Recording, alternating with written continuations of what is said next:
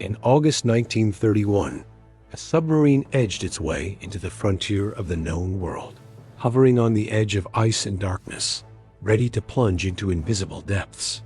On board were a handful of daring explorers determined not just to conquer the top of the world, but to probe what lay hidden underneath it. Their machine? A heavily modified submarine, rechristened Nautilus, designed to slug its way under the Arctic ice. The mission: sail thousands of kilometers beneath the frozen sea from the edge of the Atlantic, through the ice pack above the Arctic Ocean, onward perhaps even to the North Pole. For centuries men had sought the pole by ship, dog sled, or on foot, often frozen in or lost forever. The feat of flying an airship over the pole in 1926 proved the point. The pole sits in the middle of a frozen sea, not on solid land. So the expedition's leader, Sir George Hubert Wilkins, believed a submarine might be the ultimate vehicle. Wilkins teamed up with newspaper magnate William Randolph Hearst for funding, struck a deal to turn the daring scientific mission into a media spectacle, and aimed also for a dramatic rendezvous with the airship Graf Zeppelin at the pole above, while his submarine emerged beneath. The Nautilus was in fact a retired World War I-era U.S. Navy O-class sub, the O-12, SS-73, refitted by naval architect Simon Lake for ice duty.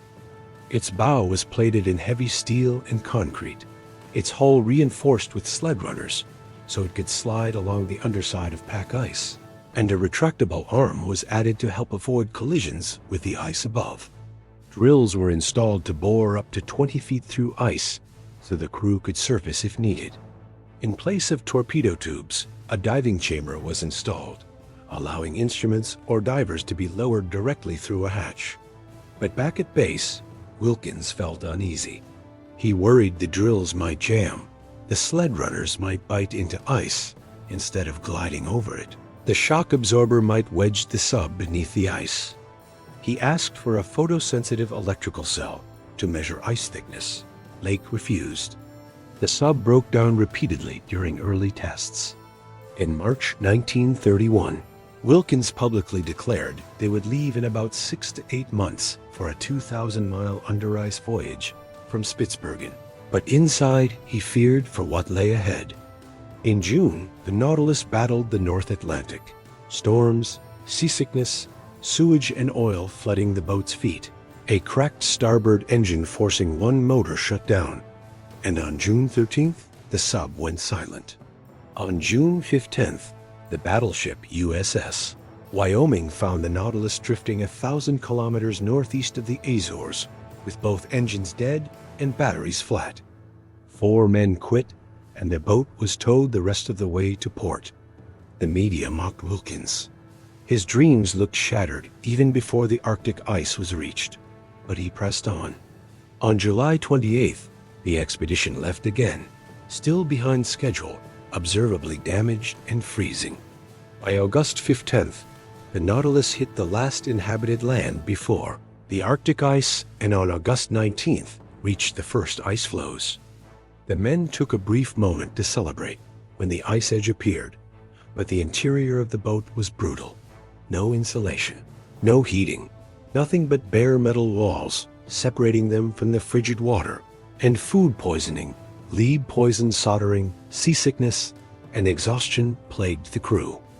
The sub reached 82 north further than any vessel under its own power had ever gone beneath the ice-raising morale that maybe Wilkins might succeed.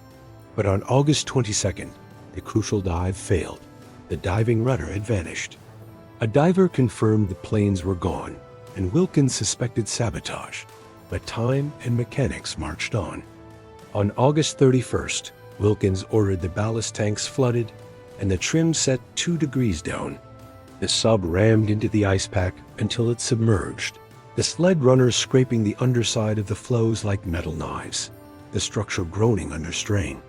They traversed only a few kilometers under the ice before the ice drills jammed continuously, and the crew could not get to the surface. On September 6th, Wilkins finally radioed the message no one wanted. "Our Arctic trip is over. The sub returned worn out, but Wilkins had achieved something. He had pushed a submarine where none had gone before. The Nautilus itself would be scuttled off Norway later in 1931. The mission failed to reach the pole. The prize money was lost, and the media turned against Wilkins. But his expedition had proven the concept. Submarines beneath the polar ice were viable.